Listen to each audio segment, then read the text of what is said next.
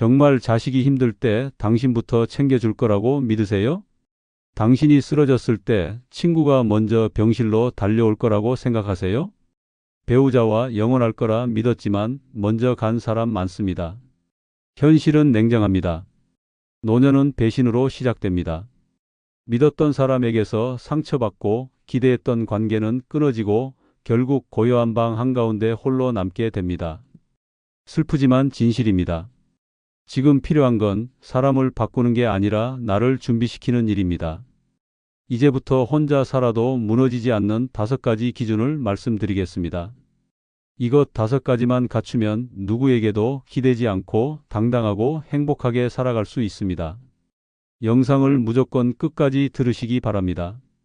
구독, 좋아요, 알림 설정 꾹 눌러주시면 큰 복 받으실 겁니다. 아울러 주변의 소중한 분들에게도 공유 부탁드립니다. 노년의 혼자가 최고인 첫 번째 이유는 가족 간, 친구 간 갈등에 휘말릴 일이 없기 때문입니다. 사람이 나이 들수록 마음은 여려지고 관계는 예민해집니다. 평생을 함께한 가족이라도 늙고 병들면 대화는 점점 줄고 오해는 쌓입니다. 손주를 챙겨도 자식에게 밥을 해줘도 결국 돌아오는 건 왜 이렇게 간을 짜게 했냐는 말 한마디일 때도 있습니다. 친구라고 다르지 않습니다. 처음엔 함께 병원 가주고 심심하면 전화도 자주 하던 사람이 어느 날부터 이유 없이 연락을 끊습니다. 섭섭함을 말하면 예민하다고 하고 속상함을 내비치면 귀찮게 군다고 합니다. 결국 상처받고 돌아서는 건 늘 내가 먼저입니다. 하지만 혼자 살면 이런 감정 낭비가 없습니다. 가족의 눈치를 볼 필요도 없고 친구의 기분에 휘둘릴 일도 없습니다. 누가 밥을 차려주지 않아도 내 입맛대로 먹고 누가 나가자고 하지 않아도 내가 원하는 시간에 산책을 나갑니다. 기대가 없으니 실망도 없습니다. 오히려 혼자가 마음의 평화를 지키는 방법이 되는 셈입니다. 사람을 향해 애써 마음 쓰고 눈물 흘리는 대신 나 자신을 돌보며 살아가는 것, 그것이야말로 노년의 지혜입니다. 하지만 이 평범한 진실을 너무 늦게 깨달은 사람도 있습니다. 경기도 안산에 사는 69세 서정자 씨는 남편과 사별한 후 아들 내외와 함께 살기로 했습니다. 아들은 엄마 혼자 두면 걱정돼서 그래요라며 집으로 모셔왔고 처음엔 모든 게 괜찮았습니다. 손주들도 잘 따랐고 며느리도 예의를 지켰습니다. 문제는 시간이 흐르며 서서히 시작됐습니다. 서 씨가 손주 저녁밥을 챙기지 못한 날 며느리의 표정이 싸늘해졌습니다. 말은 없었지만 분위기로 알 수 있었습니다. 어느 날은 TV를 보며 한숨을 쉬었을 뿐인데 아들이 짜증 섞인 목소리로 말했습니다. 엄마, 제발 좀 예민하게 굴지 마. 서 씨는 말없이 방으로 들어가 울었습니다. 서운하다는 말을 할 수도 없었습니다. 그렇게 6개월이 흘렀고 서 씨는 어느 날 밤 조용히 짐을 쌌습니다. 지금은 근처 원룸에서 혼자 지냅니다. 처음엔 눈물이 났지만 이제는 그 눈물이 멈췄다고 합니다. 마음이 조용해졌어요. 밥은 대충 먹어도 기분은 안 상하니까요. 그녀는 이렇게 말했습니다. 가족끼리 사는 게 늘 따뜻하진 않더라고요. 오히려 정을 지키려면 거리가 필요한 법이에요. 반면 처음부터 혼자 살며 마음의 평화를 지켜온 이도 있습니다. 전라남도 순천에 사는 73세 정화섭 씨는 은퇴 후 곧바로 자식들과 거리 두기를 선언했습니다. 자식은 외국에 있고 주변 친척도 드물었지만 그는 개의치 않았습니다. 친구들도 한두 번 모임에서 빠지자 금세 연락이 끊겼지만 정 씨는 전혀 섭섭해하지 않았습니다. 그는 이렇게 말합니다. 원래 그런 겁니다. 필요할 땐 곁에 있고 아닐 땐 사라지는 게 사람입니다. 그러니 기대하지 않는 게 마음이 편해요. 정 씨는 매일 아침 제 시간에 일어나 소박하게 아침을 차려 먹고 오후엔 버스를 타고 도서관에 갑니다. 저녁에는 동네 슈퍼 아주머니와 짧은 인사를 나누고 돌아와 라디오를 들으며 하루를 마칩니다. 누가 밥을 차려주진 않지만 눈치 보며 밥 먹을 일도 없습니다. 누구와 감정을 섞진 않지만 상처받을 일도 없습니다. 그는 말합니다. 혼자 있으니 내가 나를 지킬 수 있게 되더군요. 이제는 누구도 내 평화를 흔들 수 없어요. 두 사람의 이야기는 상반되지만 결론은 같습니다. 혼자일 때 비로소 지켜지는 마음이 있다는 사실. 그 마음이 평화롭고 단단할수록 노후는 덜 흔들립니다. 그리고 그 시작은 관계에서 한 발 물러서고 나 자신과 함께 살아가는 선택에서 비롯됩니다. 그래서 노년의 혼자라는 건 고독이 아니라 가장 평온한 생존 방식일지도 모릅니다. 노년의 혼자가 최고인 두 번째 이유는 재산을 지키는 가장 확실한 방법이 혼자 사는 것이기 때문입니다. 나이 들어 모은 돈은 단순한 자산이 아닙니다. 젊은 날 허리띠 졸라매며 버틴 세월, 아픈 몸 끌고 일한 시간, 남들 놀 때 일했던 희생이 담긴 결과물입니다. 그런데 정작 그 소중한 재산을 지키는 건 돈을 모을 때보다 훨씬 어렵습니다. 노년기에 벌어지는 재산 분쟁은 대부분 가까운 사람에게서 시작됩니다. 자식이 손을 벌리고 형제가 유산을 놓고 다투고 심지어 오랜 친구나 이웃이 돈을 빌렸다가 갚지 않는 일도 흔합니다. 아프면 보호자인 척하며 병원비를 이유로 통장을 가져가고 외로움을 틈타 재혼을 제안하며 재산을 노리는 사람도 있습니다. 그리고 이런 일들은 예상치 못한 순간에 벌어집니다. 혼자 살면 이런 위험을 막을 수 있습니다. 누구에게도 재산을 노출하지 않고 누구에게도 결정을 맡기지 않기 때문에 내 돈의 흐름과 주인은 오직 나 하나입니다. 자식에게 용돈을 줄 수도 있지만 그것이 의무가 되지는 않습니다. 누구와도 공동명의를 하지 않으니 어떤 계약도 내 손으로 결정하고 서명합니다. 마음이 약해질 틈 없이 오롯이 나를 지킬 수 있는 가장 강한 방패가 바로 혼자라는 선택입니다.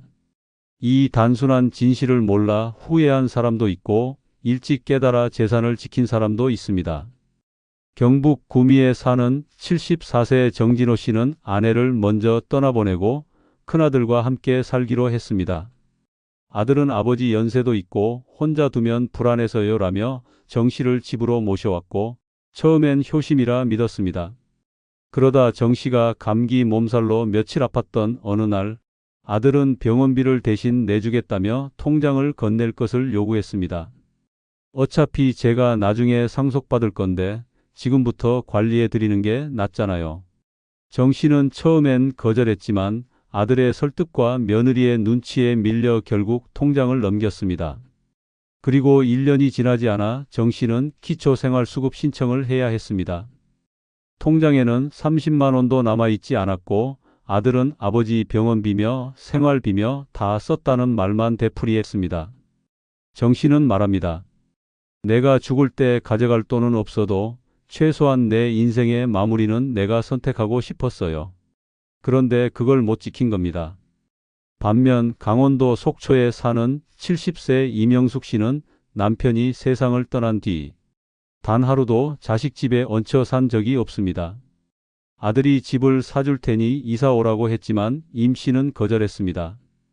집은 내가 산 집에서 돈은 내가 번 돈으로 남은 인생은 내가 결정할 거야. 그 말은 허세가 아니었습니다. 임 씨는 매달 국민연금과 임대소득으로 살아갑니다. 적지만 규칙적인 수입 덕에 생활은 불편하지 않았고 큰 지출을 막기 위해 모든 비용은 본인이 직접 통장과 노트에 적었습니다. 작은 투자도 누가 함께 하자고 해도 손대지 않았습니다. 주변 친구들 몇몇은 자식에게 보증 섰다가 재산을 날렸지만 임 씨는 그런 일에 단 한 번도 휘말리지 않았습니다. 그녀는 말합니다. 자식도 믿고 싶죠. 하지만 내 돈이 없으면 결국 내가 내 인생에서 밀려나는 겁니다. 혼자 살면요. 나만 알고 나만 쓰니까 안전해요. 외롭다는 말보다 무서운 건 돈 잃고 마음까지 잃는 거예요. 정진호 씨는 통장을 잃고 자유를 잃었습니다.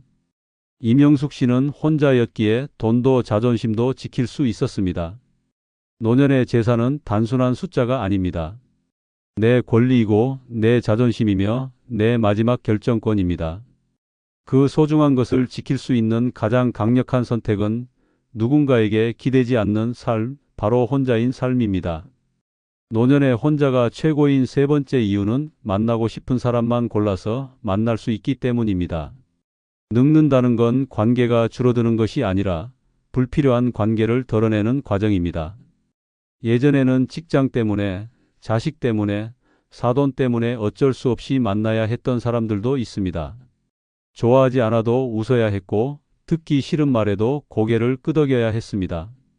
그런데 노년에는 다릅니다. 혼자 살면 누굴 만날지부터 내가 선택할 수 있습니다. 보고 싶지 않으면 안 보면 됩니다. 혼자 사는 가장 큰 자유는 바로 이 인간관계의 선택권입니다. 억지로 약속을 잡지 않아도 되고 매번 술자리에 끌려가지 않아도 됩니다. 보고 싶은 친구가 있으면 여유 있는 시간에 천천히 만나면 됩니다. 부담도 없고 눈치도 없습니다. 연락을 끊어도 미안할 이유가 없습니다. 싫은 사람에게 나는 좀 쉬고 싶다고 말할 용기도 생깁니다. 이처럼 관계의 다이어트는 마음의 평화를 가져옵니다. 그리고 그 자유는 혼자 살 때 비로소 완성됩니다. 누가 옆에 있다는 이유로 피곤한 모임에 나갈 필요도, 누군가와 함께 살기 때문에 그 사람의 인간관계에 끌려다닐 필요도 없습니다.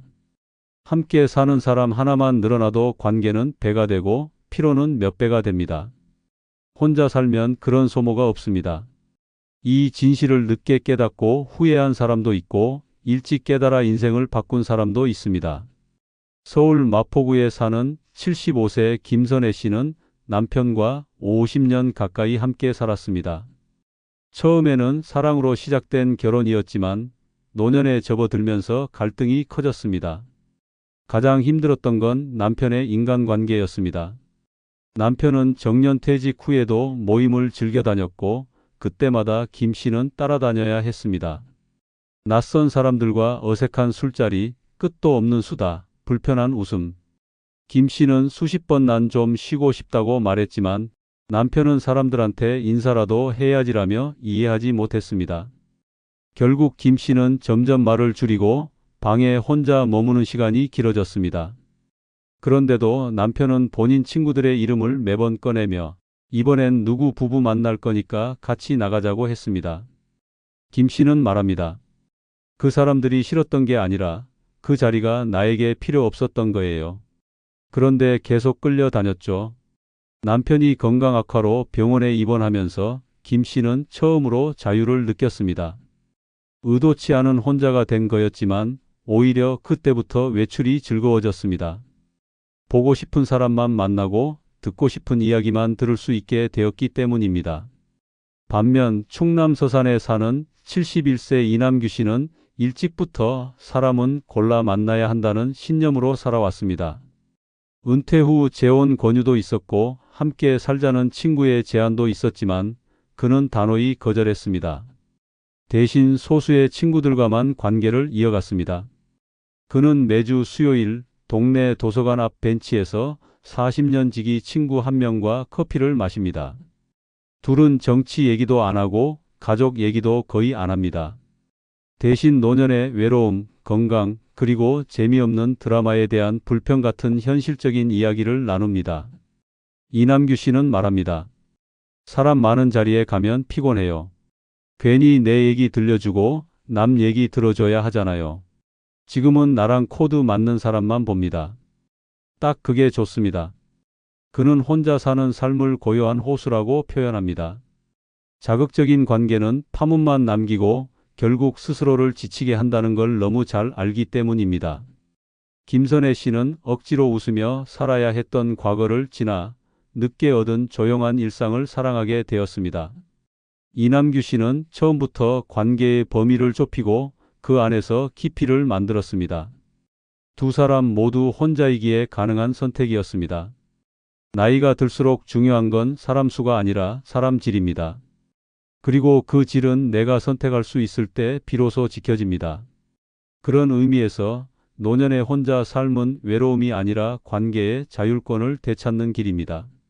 만나고 싶은 사람만 만나며 사는 인생, 그것이야말로 가장 지혜로운 노후입니다. 노년의 혼자가 최고인 네 번째 이유는 사회적 체면보다 내 삶의 질이 중요하기 때문입니다. 젊었을 때는 체면이 전부였습니다. 어디 다녀왔는지, 누구랑 친한지, 무슨 옷을 입고 어떤 직장에 다녔는지가 곧 나의 가치였습니다. 자식 자랑, 배우자 자랑, 친구 자랑이 자연스레 체면을 만들었고 남의 시선에 맞춰 사는 게 당연하다고 여겼습니다. 하지만 노년은 다릅니다. 자식이 잘나든 못나든 남편이 공무원이었든 택시기사였든 이제는 그런 게 더 이상 삶의 본질이 아닙니다. 중요한 건 단 하나, 지금 내가 얼마나 덜 아프고 얼마나 편안하게 사는가입니다. 체면으로는 약을 살 수 없고 체면으로는 외로움을 달랠 수 없습니다. 혼자 살면 이 체면이라는 족쇄에서 자유로워집니다. 아침밥을 대충 먹어도 누구도 흉보지 않고 하루 종일 파자마 차림으로 있어도 눈치 볼 리가 없습니다. 점심에 편의점 도시락을 먹든 마트 세일 고기로 끼니를 때우든 나만 편하면 되는 삶. 그것이 진짜 자유입니다. 반대로 함께 살면 며느리가 뭐라 할까야? 이웃이 이상하게 볼까 하는 쓸데없는 고민이 삶을 지배합니다. 체면을 챙기려다 병을 키우는 일도 많습니다. 아픈 걸 숨기고 가난한 걸 감추고 힘든 걸 티내지 않다가 결국 큰 병으로 이어지는 겁니다. 반면 혼자 사는 사람은 아프면 바로 병원 가고 먹고 싶은 게 있으면 돈 계산 없이 자신을 위해 씁니다. 누구에게 잘 보이려 애쓰지 않으니 불필요한 소비도 없습니다. 결국 체면보다 삶의 질이 중요한 시대, 혼자가 그 해답이 되는 것입니다. 그 진실을 늦게 깨닫고 후회한 사람도 있고 일찍부터 체면을 버리고 삶을 지킨 사람도 있습니다. 서울 도봉구에 사는 76세 유정임 씨는 40년간 살던 집을 팔고 작은 오피스텔로 이사했습니다. 처음엔 주변에서 말이 많았습니다. 자식 얼굴에 먹칠 아니냐, 남편 이름이 아깝다, 평생 살던 집을 왜 나와 등 온갖 소리가 이어졌습니다. 특히 사촌 언니는 그 나이에 혼자 사는 거 창피하지도 않냐고 타박했습니다. 하지만 유 씨는 고개를 들고 말했습니다. 창피한 건 내가 사는 집이 아니라 불행한 얼굴로 사는 인생이에요. 사실 그녀가 집을 판 이유는 간단했습니다.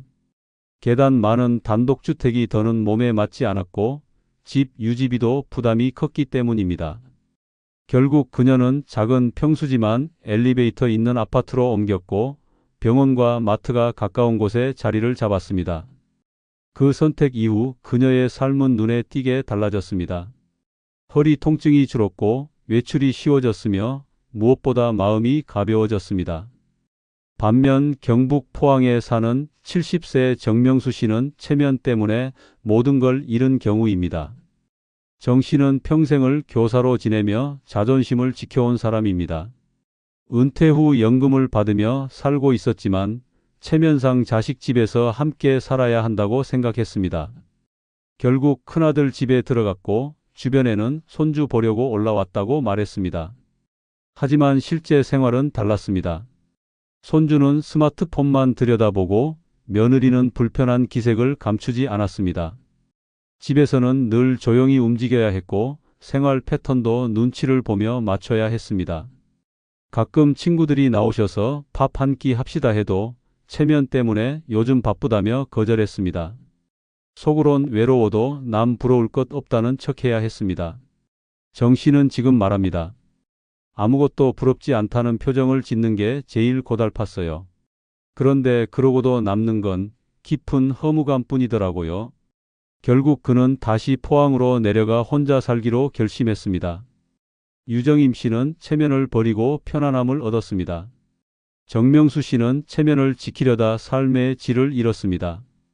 이 두 사람의 선택은 분명히 갈렸지만 결론은 같습니다.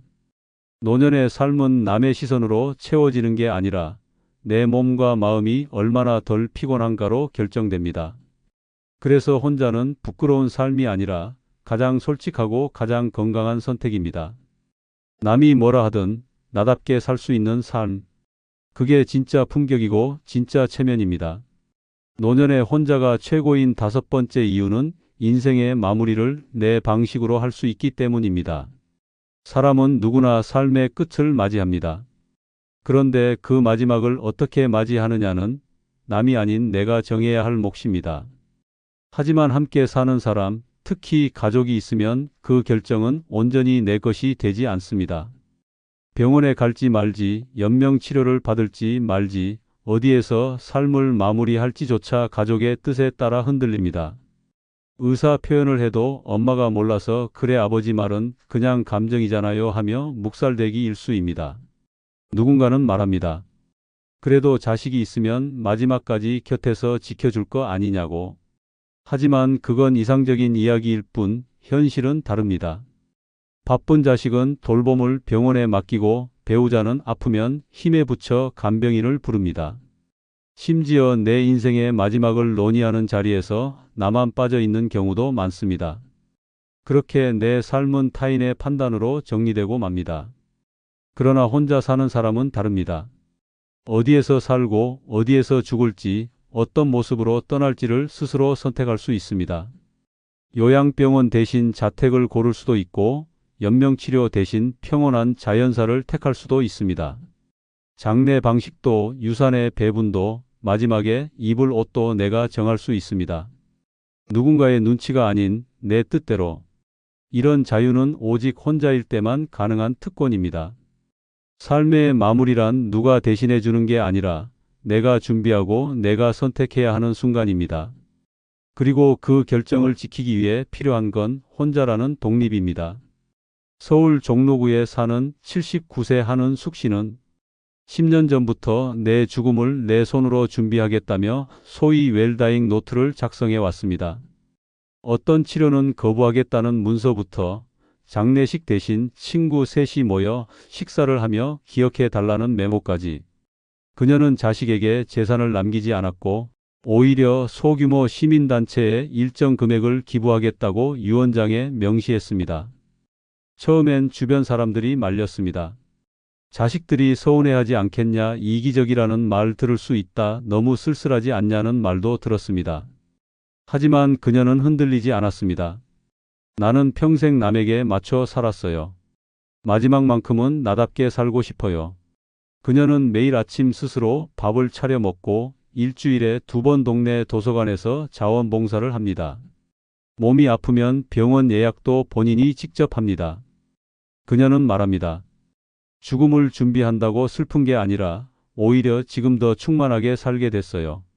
끝이 내 뜻대로 정해져 있으니 하루하루가 소중해졌죠. 반면 경기도 수원에 사는 81세 윤성도 씨는 삶의 마지막 순간을 지키지 못한 채 후회 속에 살고 있습니다. 평생 가족을 위해 희생하며 살아온 그는 중풍으로 쓰러진 뒤 자식들이 정한 요양병원에 입원하게 됐습니다. 윤 씨는 의식이 돌아온 뒤 연명치료를 중단하고 집으로 돌아가고 싶다는 의사를 밝혔습니다. 그러나 자식들은 그건 감정적인 판단이다, 우리가 감당할 수 없다는 이유로 받아들이지 않았습니다. 윤 씨는 현재 병원 침대에 누워 하루하루를 보내며 말합니다. 내 인생인데 내 뜻은 아무것도 아니더라고요. 정말 외롭고 억울해요. 한은숙 씨는 혼자였기에 마지막을 스스로 설계했습니다. 윤성도 씨는 가족이 있었지만 오히려 그 가족이 그의 마지막을 대신 결정했습니다. 누가 더 행복했을까요? 누가 더 자기다운 삶을 살았다고 말할 수 있을까요? 인생의 마무리는 한 번뿐입니다. 누구도 대신해 줄 수 없습니다. 자식도 배우자도 친구도 끝을 대신 살아주진 못합니다. 그래서 마지막만큼은 남의 뜻이 아닌 내 방식으로 보내야 합니다. 그리고 그것이 가능해지는 순간은 내가 홀로 설 때입니다. 혼자라는 건 고독이 아닙니다. 그것은 결정권을 내 손에 쥐는 일입니다. 내 죽음을 내 손으로 준비할 수 있는 사람만이 지금 이 순간도 진짜로 살고 있는 사람입니다. 그래서 혼자 사는 노년은 가장 온전한 삶의 마지막을 위한 최고의 선택입니다. 여러분은 혼자 있는 것이 외롭고 쓸쓸할 거라고 생각하셨나요? 혹시 지금도 혼자 사는 것을 두려워하고 계시나요?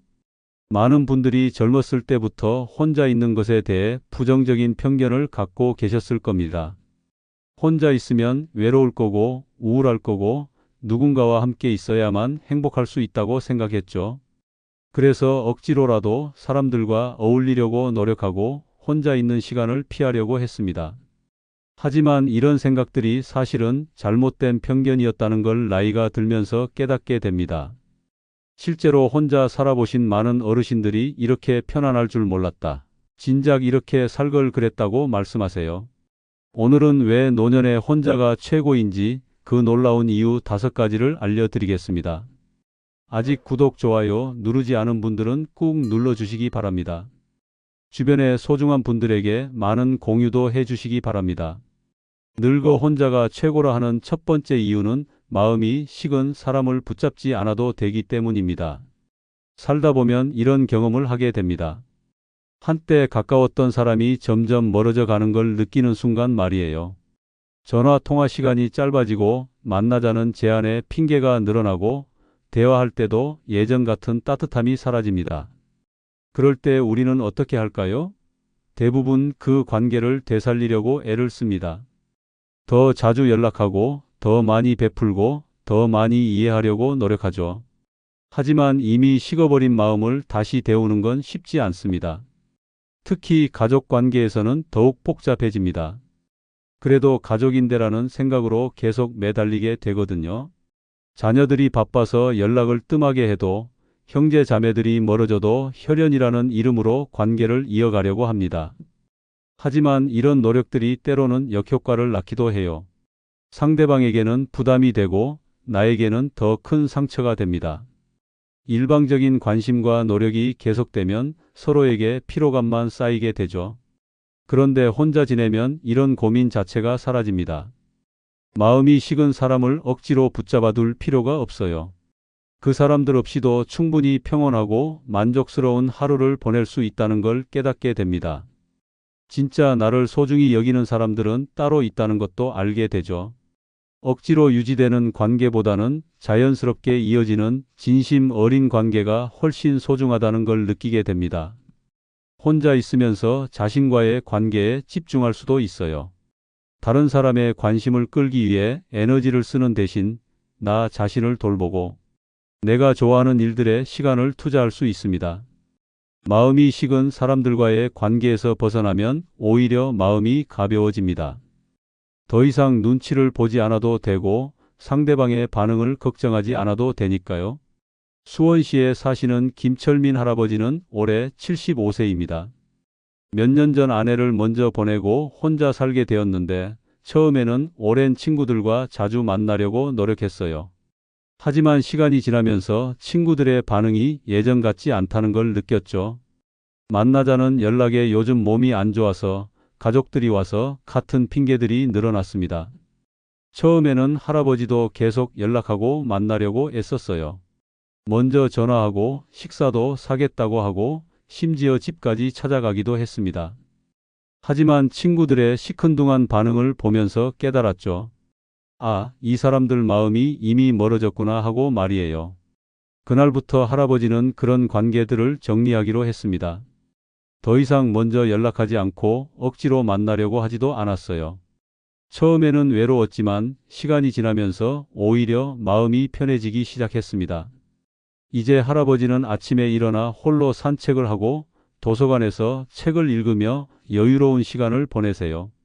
마음 없는 사람들 붙잡고 있을 시간에 나 자신과 더 가까워졌다고 말씀하십니다. 가끔 진심으로 안부를 묻는 이웃이나 후배가 연락을 하면 반갑게 만나지만 억지로 관계를 만들려고 하지는 않아요. 이것이 바로 혼자 있는 시간의 진정한 가치입니다. 마음이 식은 사람을 붙잡으려 애쓰는 대신 진짜 소중한 관계와 나 자신에게 집중할 수 있게 되는 거죠. 늙어 혼자가 최고라 하는 두 번째 이유는 타인의 인생을 부러워하지 않아도 되기 때문입니다. 어렸을 때부터 우리는 늘 누군가와 비교당하며 자랐습니다. 공부 잘하는 친구, 예쁜 친구, 집안이 좋은 친구들과 비교되면서 자연스럽게 남을 의식하는 습관이 생겼어요. 그때는 그런 비교가 발전의 원동력이라고 생각했죠. 직장 생활을 할 때도 마찬가지였습니다. 동료들의 승진 소식을 들으면 축하하면서도 한편으로는 부러웠고 다른 사람의 성공담을 들으면 내 처지가 초라하게 느껴지기도 했어요. 그래도 그때는 아직 기회가 많다고 생각했습니다. 결혼하고 아이를 키울 때는 어땠나요? 다른 집 아이들과 우리 아이를 비교하고 다른 가정의 경제력이나 생활 수준을 보며 은근히 경쟁의식을 느꼈죠. 이웃집에서 새 차를 사거나 이사를 가면 괜히 우리 집이 뒤처지는 것 같아서 조바심이 났어요. 나이가 들어서도 이런 패턴은 계속됩니다. 오히려 더 심해지기도 해요. 은퇴 후 모임에 나가면 우리 아들이 의사다, 딸이 대기업에 다닌다는 이야기들이 쏟아집니다. 여행 자랑, 건강 자랑, 손자, 손녀 자랑까지 끝없이 들어야 하죠. 이런 이야기들을 들을 때마다 어떤 기분이 드시나요? 내 가족은 왜 저렇지 못할까? 우리는 왜 이렇게 평범할까 하는 생각이 들기 시작합니다. 심지어 건강 상태까지 비교 대상이 되어서 나는 약도 안 먹는다는 말을 들으면 내 몸이 더 초라하게 느껴져요. SNS나 인터넷을 보면 더욱 그렇습니다. 행복해 보이는 가족 사진들, 멋진 여행지에서 찍은 사진들을 보면서 괜히 우울해지기도 하죠. 마치 온 세상 사람들이 나보다 더 행복하게 사는 것 같은 착각에 빠집니다. 비교라는 게 참 무서운 함정 같아요. 마치 옆집 잔디가 더 푸르러 보이는 것처럼 다른 사람의 인생은 항상 더 멋있어 보이거든요. 하지만 그 속사정까지는 모르잖아요. 그런데 혼자 지내면 이런 비교 자체가 필요 없어집니다. 다른 사람의 인생을 들여다볼 기회도 줄어들고 굳이 알 필요도 없어져요. 비교할 대상이 없으니까 부러워할 일도 생기지 않죠. 혼자만의 하루를 생각해 보세요. 아침에 일어나서 내 속도로 하루를 시작합니다. 자유롭죠? 다른 사람이 어떻게 사는지 궁금하지도 않고 알고 싶지도 않아요. 내 하루가 충분히 의미 있으니까요. 간단한 아침 식사를 하면서 창밖을 바라보는 시간, 좋아하는 책을 읽으며 보내는 오후, 저녁 노을을 바라보며 산책하는 시간들이 그 어떤 화려한 인생보다도 소중하게 느껴집니다. 다른 사람의 멋진 취미나 여행 이야기를 몰라도 전혀 부족함을 느끼지 않아요. 옷차림도 자유로워집니다. 누구를 만날 일이 없으니까 편한 옷을 입어도 되고 다른 사람이 어떤 브랜드를 입고 다니는지 신경 쓸 필요가 없어요. 내가 편한 게 최고죠. 이런 생활이 반복되면서 놀라운 변화가 일어납니다. 자존감이 회복되기 시작해요. 다른 사람과 비교하지 않으니까 내 인생이 나름대로 괜찮다는 생각이 들기 시작하죠. 내가 살아온 인생에 대해서도 달리 생각하게 됩니다. 남들보다 부족했다고 자책하지 않고 내 나름대로 열심히 살아왔다고 인정하게 되죠. 이런 자기 수용이 얼마나 중요한지 몰라요. 대구 수성구에 사시는 박미선 할머니는 올해 69세입니다. 몇 년 전까지만 해도 친구들과의 모임에서 늘 위축되곤 했어요. 다른 분들의 자녀 자랑이나 여행 이야기를 들으면서 괜히 주눅이 들었거든요. 우리 며느리는 왜 저렇지 못할까? 우리는 왜 여행을 못 다닐까 하는 생각에 집에 와서도 우울했죠. 그러던 어느 날 할머니는 그런 모임들을 정리하기로 했습니다. 처음에는 외로웠지만 시간이 지나면서 오히려 마음이 편해지기 시작했어요. 아침에 일어나 작은 화분들을 돌보고 오후에는 동네 도서관에서 책을 읽으며 조용한 시간을 보냅니다. 저녁에는 좋아하는 요리 프로그램을 보면서 간단한 반찬을 만들어 먹어요. 다른 사람들이 어떻게 사는지 모르니까 내 생활이 더 만족스럽다고 할머니는 말씀하세요. 이제는 작은 일상의 행복들이 충분히 소중하게 느껴진다고 합니다. 남과 비교하지 않으니까 매일매일이 감사하고 평온하다고 하세요. 이제야 진짜 내 인생을 살고 있다며 환하게 웃으시는 할머니의 모습에서 진정한 자유로움이 느껴집니다. 혹시 여러분도 나이가 들면서 몸의 변화를 느끼고 계시나요? 늙어 혼자가 최고라 하는 세 번째 이유는 내 몸 챙기는 데만 온전히 집중할 수 있기 때문입니다. 젊었을 때는 어땠죠? 몸이 조금 아파도 참고 넘어갔습니다. 가족을 위해, 일을 위해 자신의 몸보다는 다른 것들을 우선순위에 두고 살았어요. 무릎이 아파도 허리가 쑤셔도 참고 견뎌왔죠. 그때는 그게 당연하다고 생각했습니다.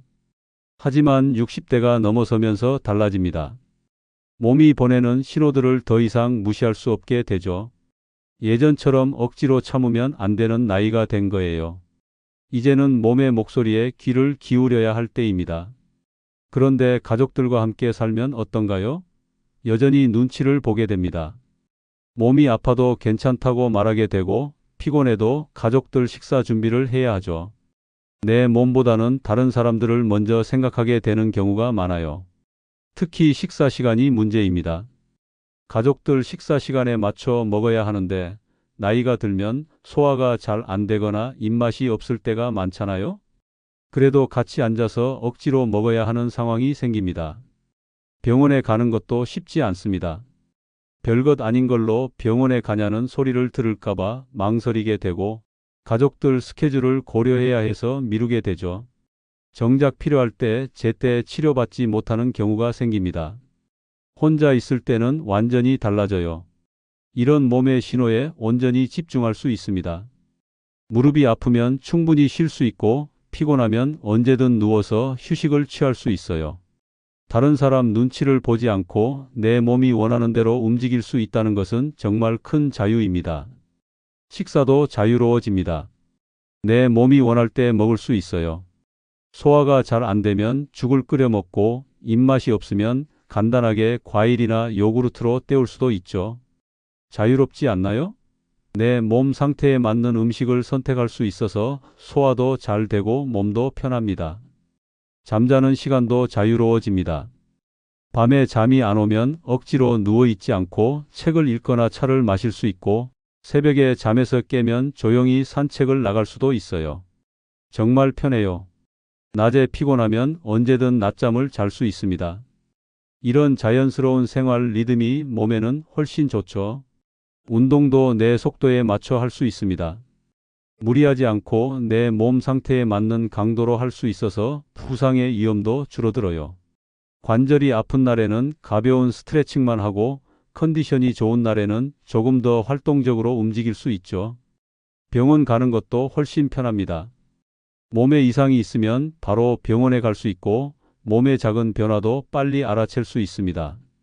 평소와 다른 증상이 있으면 즉시 대처할 수 있고 몸 상태에 따라 하루 일정을 조절할 수도 있어요. 무리하지 않고 내 몸이 허락하는 범위 내에서 활동할 수 있어서 건강을 더 오래 유지할 수 있죠. 체온 조절도 자유롭습니다. 추우면 온도를 올리고 더우면 선풍기를 틀 수 있어요. 내 몸에 맞는 환경을 만들 수 있으니까 몸에 무리가 가지 않죠. 정말 편안해요. 마치 내 몸이 VIP 대우를 받는 것 같다고 할까요? 인천 계양구에 사시는 박철수 할아버지는 올해 76세입니다. 3년 전까지만 해도 아들 가족과 함께 살았는데 아침 일찍 일어나 가족들 아침 식사를 준비하고 무릎이 아파도 참으며 집안일을 도왔어요. 그런데 당뇨가 심해지면서 식단 관리가 중요해졌는데 가족들 식사에 맞춰 먹다 보니 혈당 조절이 잘 안 됐죠. 병원에도 가족들 눈치를 보느라 제때 가지 못했고요. 결국 혼자 살기로 결정했습니다. 처음엔 걱정했지만 지금은 오히려 건강해졌어요. 매일 아침 7시에 일어나 혈당을 재고 당뇨에 좋은 음식으로 식단을 짜서 규칙적으로 드십니다.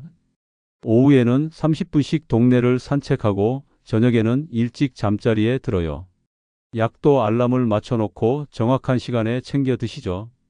몸이 조금이라도 이상하면 바로 병원에 가고 정기검진도 빠뜨리지 않으세요. 이제야 진짜 내 몸과 대화하며 산다고 할아버지는 말씀하십니다. 혈당 수치도 안정적으로 유지되고 무릎 통증도 무리하지 않고 생활하니까 많이 줄어들었어요. 가족들도 이제는 할아버지가 더 건강해 보인다며 안심하고 있습니다. 사람들과의 관계에서 생기는 마음의 상처, 혹시 여러분도 점점 깊어지고 있다고 느끼시나요? 늙어 혼자가 최고라 하는 네 번째 이유는 기대가 없으니 실망도 없기 때문입니다. 인간은 참 이상한 존재인 것 같아요. 평생을 살면서 수없이 실망을 경험해도 또다시 기대하게 되거든요. 어린 시절부터 부모님께 기대하고 친구들에게 기대하고 연인에게 기대하면서 살아왔습니다. 그때는 그런 기대들이 대부분 충족되기도 했고 설령 안 되더라도 금방 털어낼 수 있었어요. 중년이 되어서도 마찬가지였습니다. 직장 동료들과의 관계에서, 이웃들과의 관계에서 늘 뭔가를 바라는 마음이 있었죠. 서로 도움을 주고받고 어려울 때 힘이 되어주는 그런 관계를 꿈꿨습니다. 하지만 나이가 들수록 이런 기대들이 무너지는 경험을 자주 하게 됩니다. 자녀들은 독립해서 각자의 삶에 바쁘고 오랜 친구들도 하나둘씩 연락이 뜸해지기 시작해요. 그럴 때마다 그래도 혈육인데, 그래도 오랜 친구인데 하면서 계속 기대하게 됩니다. 특히 건강이 안 좋아지거나 외로울 때는 더욱 그렇습니다. 누군가 내 상황을 알아주고 위로해 주길 바라는 마음이 간절해져요. 그런데 막상 연락을 해봐도 요즘 바빠서라는 대답만 돌아오는 경우가 많죠. 가까운 사람일수록 더 큰 기대를 하게 됩니다. 내가 그 사람에게 해준 것들을 생각하면서 이 정도는 해줄 수 있지 않을까 하는 마음이 생기거든요. 하지만 상대방에게는 그런 의무감이 없을 수도 있다는 걸 나중에야 깨닫게 됩니다. 기대라는 감정이 참 복잡한 것 같아요. 마치 은행에 돈을 맡겨놓고 이자를 기다리는 것처럼 내가 베푼 정성에 대한 보답을 기대하게 되거든요. 하지만 인간관계는 은행이 아니라서 그런 계산대로 돌아가지 않죠. 그런데 혼자 지내다 보면 이런 복잡한 감정의 소용돌이에서 벗어날 수 있습니다. 아무에게도 뭔가를 바라지 않으니까 실망할 이유 자체가 사라져요. 마음이 한결 가벼워집니다. 혼자만의 시간은 예측 가능합니다. 아침에 계획한 대로 하루가 흘러가고 내가 원하는 만큼의 휴식과 활동을 할 수 있어요. 누군가 나를 즐겁게 해주기를 바라지 않아도 되니까 소소한 일상의 즐거움들이 더욱 소중하게 느껴집니다. 혼자서 차를 우려 마시는 시간, 좋아하는 음악을 들으며 책장을 넘기는 시간, 창밖 풍경을 바라보며 생각에 잠기는 시간들이 그 어떤 화려한 만남보다도 만족스러워요. 이런 시간들은 누구도 망칠 수 없는 온전한 내 것이거든요. 잠자리에 들 때도 마음이 편안합니다. 오늘도 아무도 나를 실망시키지 않았구나 하는 생각으로 편안하게 잠들 수 있어요. 누군가의 무심한 말이나 행동 때문에 마음이 상해서 뒤척이는 일이 없어집니다. 전주시에 사시는 김정순 할머니는 올해 78세입니다. 몇 년 전까지만 해도 자녀들과 친구들에게 많은 것을 기대하며 사셨어요. 전화 한 통, 안부 인사 한마디에도 큰 의미를 두고 계셨죠. 하지만 기대만큼 돌아오지 않는 현실에 자주 서운해 하셨습니다. 어느 날 할머니는 깨달았어요. 내가 왜 계속 바라기만 하고 있을까 하고 말이에요.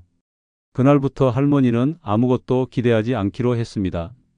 자녀들의 연락을 기다리지도 않고 친구들의 방문을 바라지도 않으셨어요. 처음에는 허전했지만 시간이 지나면서 놀라운 변화가 일어났습니다. 매일 아침 6시에 일어나 간단한 요가를 하고 오전에는 텃밭을 가꾸며 시간을 보내세요. 오후에는 뜨개질을 하거나 라디오를 들으며 여유로운 시간을 즐기고요. 아무것도 바라지 않으니까 모든 게 감사하다고 할머니는 말씀하세요. 가끔 자녀들이 연락을 하면 반갑지만 연락이 없어도 전혀 섭섭하지 않다고 합니다. 오히려 자신만의 규칙적인 생활 패턴이 생기면서 매일이 평온하고 만족스럽다고 하세요. 이제야 진짜 마음의 평화를 찾았다며 환하게 웃으시는 할머니의 모습에서 진정한 자유로움이 느껴집니다. 마음속에 쌓이는 서운함의 무게, 혹시 여러분도 점점 감당하기 어려워지고 계시나요? 늙어 혼자가 최고라 하는 5번째 이유는 서운함을 사귈 일도 없기 때문입니다. 서운함이라는 감정은 참 묘한 것 같아요.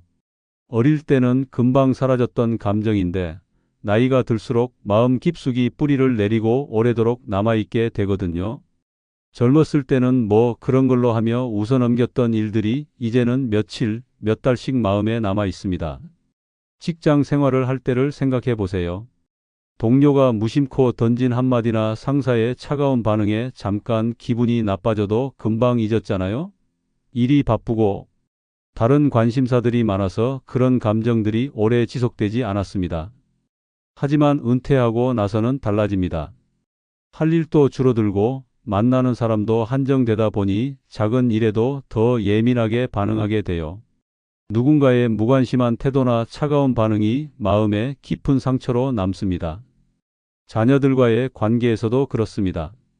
요즘 바빠서라는 말 한마디가 며칠씩 마음에 걸려요. 전화 통화할 때 급하게 끊는 목소리 톤 하나도 계속 생각나게 됩니다. 예전에는 이해할 수 있었던 일들이 이제는 서운함으로 다가옵니다. 이웃들과의 관계도 마찬가지입니다. 길에서 마주쳤는데 먼저 인사하지 않거나 엘리베이터에서 무표정한 얼굴로 지나치는 것만으로도 기분이 상해요. 내가 뭘 잘못했나 하는 생각이 들기 시작합니다. 친구들과의 만남에서도 서운함이 생깁니다. 내 이야기는 듣지 않고 자기 얘기만 하거나 약속 시간에 늦게 와서 형식적인 사과만 하고 넘어가는 모습을 보면 속이 상해요. 그런 감정을 표현하기도 애매하고 그렇다고 참고 넘어가기도 쉽지 않습니다. 서운함을 사귄다는 것도 나이가 들수록 어려워집니다. 젊었을 때는 술 한잔하거나 운동을 하면서 스트레스를 풀 수 있었는데 이제는 그런 방법들도 마음처럼 되지 않아요. 결국 혼자 속으로만 사귀게 되는 경우가 많죠. 서운함이라는 게 참 무서운 독소 같아요.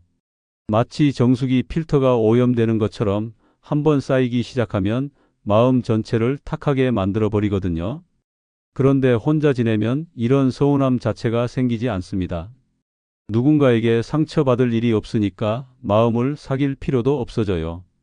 이게 얼마나 큰 해방감인지 경험해 보지 않으면 모릅니다. 혼자만의 공간에서는 모든 것이 내 뜻대로 흘러갑니다. 아무도 나를 무시하지 않고 아무도 나를 소외시키지 않아요. 내가 하는 말을 끊는 사람도 없고 내 기분을 상하게 만드는 사람도 없습니다.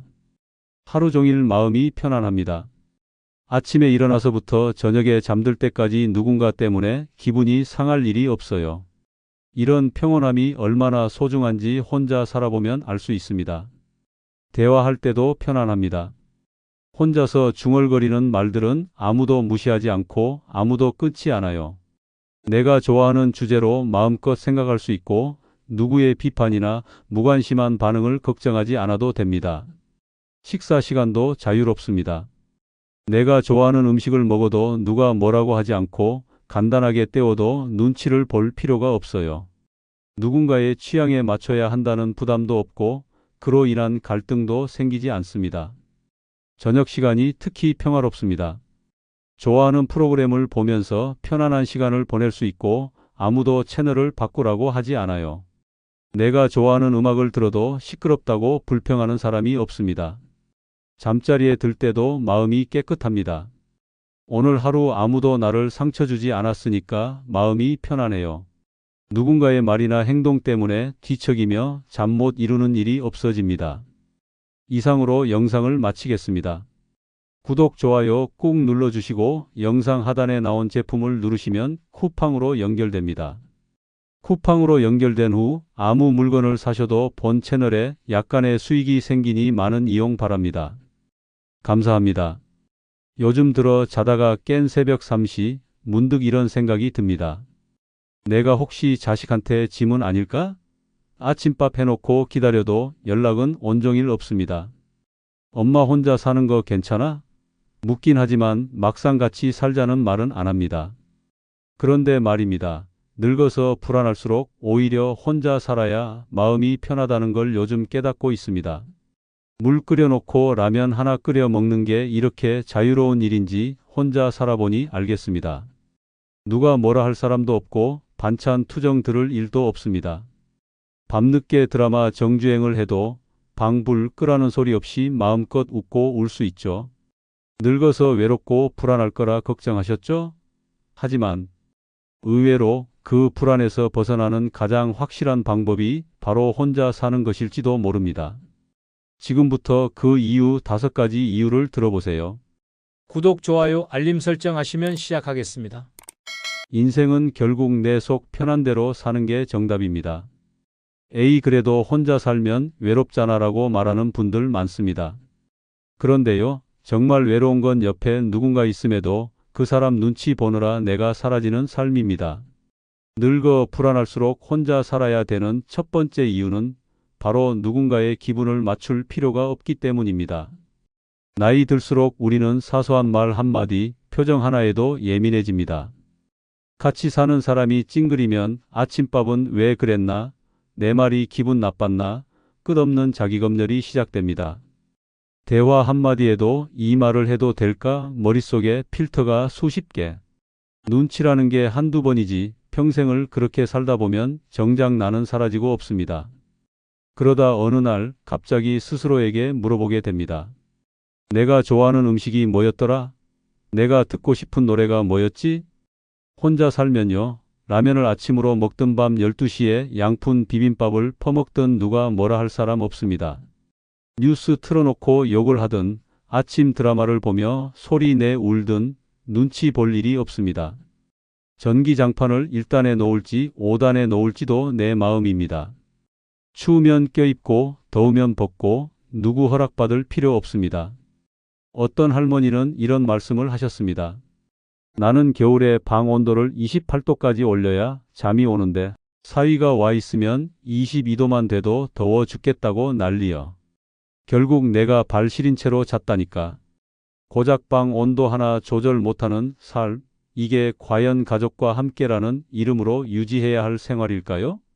유머 섞인 말 하나 덧붙이자면 혼자 살면 변기 뚜껑이 위로 올라가 있건 말건 세면대에 치약, 뚜껑이 열려 있건 말건 아무 상관없습니다. 양말이 짝짝이어도 티셔츠에 국물 얼룩이 있어도 그걸 그렇게 입고 나가냐는 소리 들을 일 없습니다. 자기 앞가림만 하면 되는 세상, 그 자체가 얼마나 자유로운지 아십니까?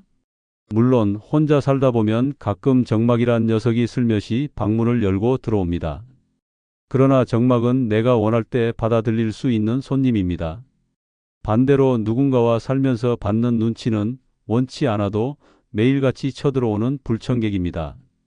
결국 그 불청객을 위해 내가 포기해야 할 것이 너무 많다는 걸 우리는 늦게서야 깨닫게 됩니다. 혼자 살면 아침에 눈 뜨자마자 상대의 기분 탐색하는 스트레스 없습니다. 커피 한 잔 내려놓고 내가 좋아하는 책 한 페이지를 소리 내 읽는 그 순간 오롯이 나로 살 수 있는 시간이 찾아옵니다. 늙어서 불안할수록 누군가의 기분에 휘둘리지 않고 살아가는 것, 그것이야말로 가장 강력한 생존 전략입니다. 내 기분 하나 지키기도 힘든 세상에서 남의 기분까지 짊어지고 살 수는 없습니다. 그래서 말입니다. 늙어 불안한 이 시기에 가장 먼저 손에 쥐어야 할 자유는 기분을 맞추지 않아도 되는 자유입니다. 누군가의 기분에 따라 하루의 감정이 출렁이는 인생이 아니라 내가 내 하루의 주인 되는 삶. 그것이 바로 혼자 살아야 하는 가장 확실한 이유입니다. 늙으면 다 내려놔야지 무슨 욕심이야 라는 말 누가 만들었는지 모르겠지만 그 사람은 분명 잔소리 대마왕이었을 겁니다. 왜냐고요? 늙었다고 내 생활을 남한테 맡기면 그날부턴 내 인생이 아니라 남 좋은 인생이 되기 때문입니다. 그래서 늙어 불안할수록 혼자 살아야 되는 두 번째 이유는 내 생활을 내 마음대로 설계할 수 있기 때문입니다. 같이 살면요. 하루 일과가 내가 짠 시간표가 아니라 타인의 요구사항 모음집처럼 흘러갑니다. 아침에 일어나자마자 들리는 첫 마디 오늘 점심 뭐 해 먹을 거야? 로 시작해서 이따가 병원 데려다 줄 수 있어? 이불은 언제 빨 거야? 그 TV 소리 좀 줄여줄래? 까지 나는 스케줄표 한 장 받은 적도 없는데 이미 할 일이 잔뜩 정해져 있습니다. 그런데 혼자 살면 어떤 줄 아십니까? 아침 10시에 일어나도 누가 뭐라 안 합니다. 늦게 일어나면 오히려 스스로 칭찬합니다. 어우, 오늘은 푹 잤네. 나이스. 점심엔 찬밥에 김만 얹어 먹어도 이게 진짜 미니멀 라이프지라며 만족합니다. 급하면 라면에 달걀 하나 툭 깨놓고 국물 마시며 이게 진짜 일본식 정통 라면이다라고 스스로에게 별 5개 줍니다. 자유로운 건 식사뿐이 아닙니다. TV 채널, 볼륨, 시작 시간 전부 내 마음대로입니다. 저녁 7시에 뉴스를 볼 수도 있고 낮 2시에 드라마를 정주행해도 아무도 또 봐? 그거 아까도 봤잖아 라며 고개를 갸우뚱하지 않습니다. 지난주 봤던 드라마 다시 틀어도 아무도 모릅니다. 왜냐면 나 혼자 보니까요. 내가 나한테 스포일러라도 할까 걱정할 필요 없습니다. 한 번은 어떤 할아버지가 그러시더군요. 혼자 살면 좋은 점이 뭔지 알아? 누가 갑자기 문 열고 들어와서 왜 이렇게 지저분하게 살아? 하는 사람이 없다는 거야. 청소도 내가 하고 싶을 때 하면 돼. 설거지요? 어차피 그릇 2개니까 다음 날 한꺼번에 해도 돼. 냄비에 국 좀 말아 먹었다고 누가 나를 신고하겠어? 맞습니다. 혼자 살면 나답게 사는 게 가능해집니다. 어떤 사람은 새벽 1시에 청소기를 돌리고 어떤 사람은 아침 5시에 라디오를 틀어놓고 손뜨개질을 합니다. 누구 눈치도 보지 않고 세상에서 가장 정확한 시계인 내 기분에 따라 사는 삶이죠. 물론 함께 살면 정해진 루틴에 맞춰 움직여야 하는 편안함도 있습니다. 하지만 그 루틴이 나에게 맞지 않을 때는 마치 꽉 끼는 바지처럼 하루 종일 불편하고 답답해집니다.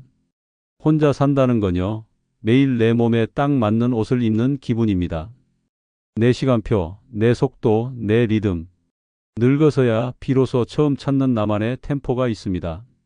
게다가 내가 좋아하는 것들을 중심으로 집을 꾸미고 생활을 조정할 수 있다는 점, 이것도 혼자 살기의 특권입니다.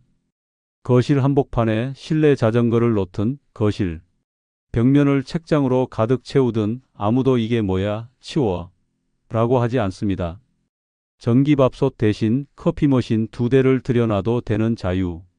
그게 바로 진짜 삶의 품격입니다. 그래서 말입니다. 혼자 사는 건 외로움이 아니라 해방입니다. 늙었다고 누군가의 리듬에 맞춰 희생하는 삶을 계속 살 필요는 없습니다. 지금부터라도 내가 원하는 시간에, 내가 원하는 방식으로, 내가 원하는 삶을 설계하십시오. 그 누구도 허락할 권리 없습니다. 그건 오직 당신의 몫입니다.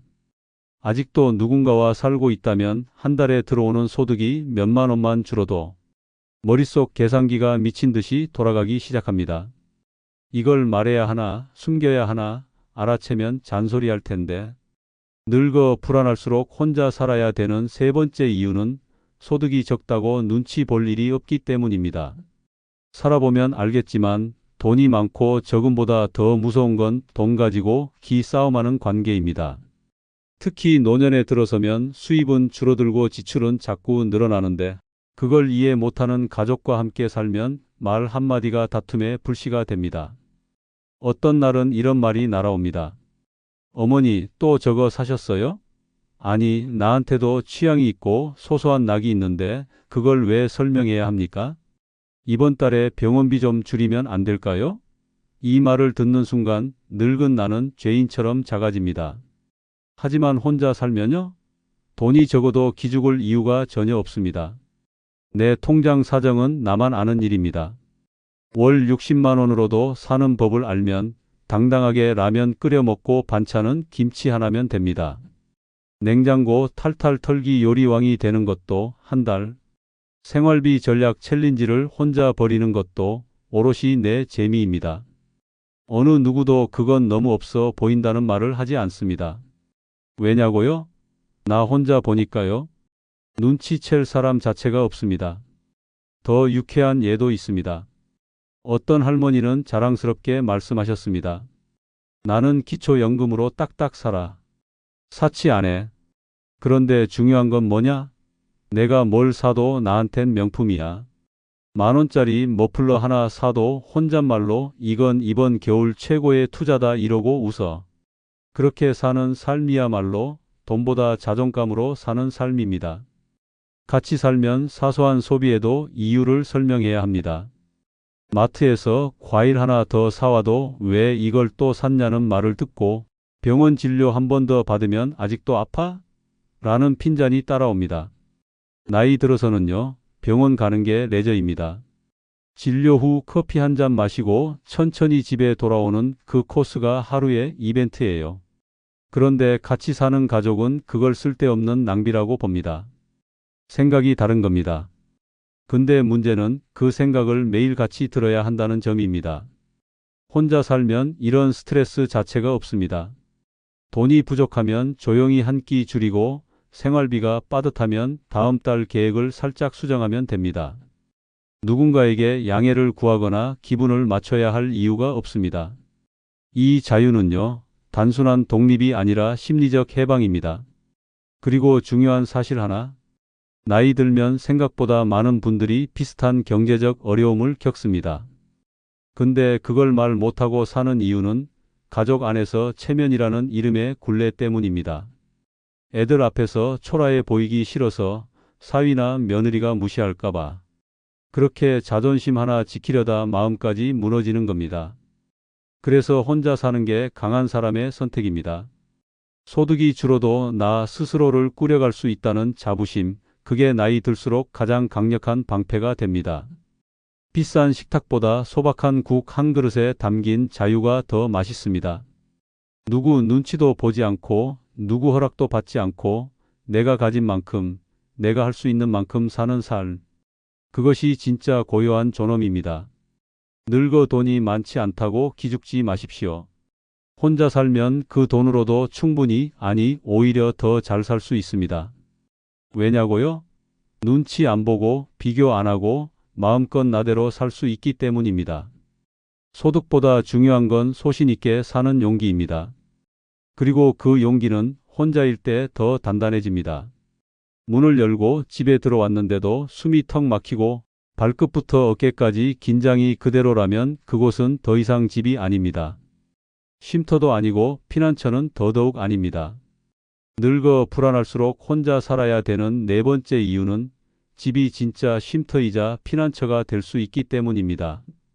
나이 들면 밖에서 받는 스트레스보다 집 안에서 받는 압박감이 더 크다는 사실, 많은 분들이 겪어보셨을 겁니다. 함께 사는 가족이 있다면 상황은 더 복잡해집니다. 손주의 TV 소리가 머리를 울리고 며느리의 부엌 정리 소리에 눈치가 바짝 서고 사위가 소파에서 다리 쭉 뻗고 있으면 이상하게 허리가 굽습니다. 거실을 지나 화장실 한 번 가는 것도 방해되진 않을까 주저하게 되고 방문을 여는 소리조차 조심스럽게 됩니다. 그 순간부터 집은 더 이상 내 공간이 아닙니다. 내가 구석에 조용히 껴 있어야 하는 조정된 공간이 되는 것입니다. 하지만 혼자 살면요? 문 여는 순간부터 해방입니다. 현관에 들어서자마자 아, 산소다. 라는 말이 절로 나옵니다. 양말을 벗어서 거실에 던져두든 부엌에 컵이 하루 종일 놓여있든 아무도 신경 쓰지 않습니다. 커튼을 열어놓든 닫아놓든 전등을 끄든 켜든 바닥에 누워 한나절을 뒹굴든 그것은 내 마음입니다. 공간을 마음대로 쓸 수 있다는 것이 얼마나 큰 안정감을 주는지 혼자 살아보면 그제야 느낍니다. 어떤 할아버지는 아예 이렇게 말씀하셨습니다. 내가 집에 들어올 땐 소파에 벌러덩 눕는 걸로 하루를 마무리해. 그런데 예전엔 소파가 없었어. 왜냐면 사위가 거기 앉아 있었거든. 우픈 이야기죠. 자식들과 같이 살 땐 식탁에도 앉는 순서가 있고 에어컨 온도도 회의를 통해 결정되며 TV 리모컨은 회장님처럼 사위 손에만 있는 경우도 있습니다. 이런 집이 과연 쉼터일 수 있을까요? 쉼터란 뭔가를 하지 않아도 되는 공간입니다. 집 안에서는 숨도 크게 쉬고 옷도 마음대로 입고 쉴 수 있어야 쉼터입니다. 피난처란 세상 어디서도 편히 못 있을 때 마지막으로 기대는 곳이어야 합니다. 그런데 나이 들어 집이 누군가의 잔소리, 명령, 요구의 소리로 가득 차 있다면 그건 그냥 무대입니다. 나는 하루 종일 연기를 하며 살아야 합니다. 혼자 살면 그런 쇼는 끝납니다. 커피를 내릴 때 방금 전에 뽑은 양말을 그대로 신고 있어도 누가 뭐라 하지 않습니다. 방바닥에 엎드려서 유튜브 보며 귤을 까먹는 그 순간이 진짜 삶입니다. 누워있다가 문득 눈물이 나도 그 감정을 자유롭게 꺼내도 되는 공간이 집이어야 합니다. 그런데 남이 있을 때는 울고 싶어도 참습니다. 결국 그 감정은 쌓이고 나중에는 병이 됩니다. 어느 할머니는 이렇게도 말씀하셨어요. 혼자 살면 누가 오든 말든 문 닫고 조용히 있는 게 제일 좋아. 창문 너머로 바람소리 들리면 아유 내가 살아있구나 싶어. 바람소리가 위로가 되는 순간 그 집은 진짜 피난처입니다. 누군가의 눈치가 아니라 자연의 흐름에 따라 마음이 움직일 수 있어야 우리는 그 공간에서 회복될 수 있습니다. 물론 함께 살면 정은 있습니다. 그러나 그 정이 갈등으로 번지는 순간 집은 지뢰밭이 됩니다. 말 한마디에 상처받고 눈빛 한 번에 위축되는 집은 건강에 가장 해로운 장소가 됩니다. 반대로 혼자 사는 집은 고요 속에 나를 찾는 공간이 되고 외로움 속에서 평온을 발견하는 힘이 생깁니다. 나이 들어 가장 중요한 공간은 집입니다. 그리고 그 집은 나를 보호하고, 나를 감싸주고, 나를 비춰주는 거울이 되어야 합니다. 누구의 공간도 아닌 오직 나만의 성체. 그것이 노년에 혼자 살아야 하는 진짜 이유입니다. 피난처 없는 노후는 너무 잔인합니다. 그래서 우리는 스스로에게 가장 편한 공간 하나쯤은 꼭 만들어야 합니다. 그 집이 곧 내 마음의 병원이고 세상으로부터 나를 지키는 마지막 울타리이기 때문입니다. 내 인생인데 왜 남들이 자꾸 끼어들지? 이런 생각 한 번쯤 해보신 적 있으실 겁니다. 슬프게도 우리는 살아오면서 한 번도 인생의 대본을 제대로 지어본 적이 없습니다. 부모가 쓰고 배우자가 이어받고 자식이 마무리하려고 드는 그야말로 장편 가족 드라마의 조연 인생이죠. 그래서 늙어 불안할수록 혼자 살아야 되는 다섯 번째 이유는 인생의 마지막 챕터는 내가 직접 써야 한다는 걸 이제야 알기 때문입니다. 한 노인정에서 있었던 일입니다. 78세 박할머니가 혼잣말로 난 죽기 전에 한 번쯤은 유럽 여행 가보고 싶었어라고 말했더니 옆에 앉아있던 최할머니가 즉각 반응합니다. 그랬다간 며느리가 뒷목 잡고 쓰러지지. 그 돈으로 손주 학원비나 내주라고 난리 날걸. 결국 박할머니는 그 말 한마디에 유럽은커녕 경로당 마실도 눈치 보며 가시게 됐답니다. 이게 우리 현실입니다. 늙어서도 누군가의 표정을 살피며 소망을 접는 삶. 하지만 혼자 살면 다릅니다. 비행기 타는 건 못해도 침대에 누워 스마트폰으로 로마 콜로세움 라이브 방송을 마음껏 보며 아휴 저기 비둘기가 많네 하며 감상할 수 있습니다. 누구 하나 또 폰 보고 계시네 잔소리할 사람 없습니다. 아, 그리고 볼륨을 30으로 올려도 아무도 안 뭐라 합니다. 귀가 좀 어두우면 어떤가요? 나만 들리면 되는 거죠. 혼자 산다는 건 하루의 흐름을 스스로 쓰는 연습입니다. 7시에 일어나든 10시에 일어나든 스케줄 담당자는 나 하나. 아침을 토스트로 먹고 점심에 짜장라면을 먹어도 누가 영양소 걱정을 대신해 주지 않습니다. 엄마, 또 라면 드셨어요? 할머니, 그거 짜요. 이런 대사 없는 세상. 얼마나 평화롭고 아름답습니까? 그리고 아주 중요한 포인트. 나이 들수록 하고 싶은 말이 많아집니다. 살아보니 그제야 보이는 것들이 있거든요. 그런데 가족들과 같이 살면요? 에이, 또 잔소리 시작이야. 그 얘기 어제도 들었어요. 결국 침묵하게 됩니다. 말이 줄어들고 생각이 닫히고 마음까지 접게 됩니다. 그러다 인생의 마지막 페이지는 고작 잘 참았다로 끝나는 겁니다. 그게 과연 해피엔딩일까요? 혼자 살면 어떤가요? 잔소리할 대상도 없고 반박하는 사람도 없습니다.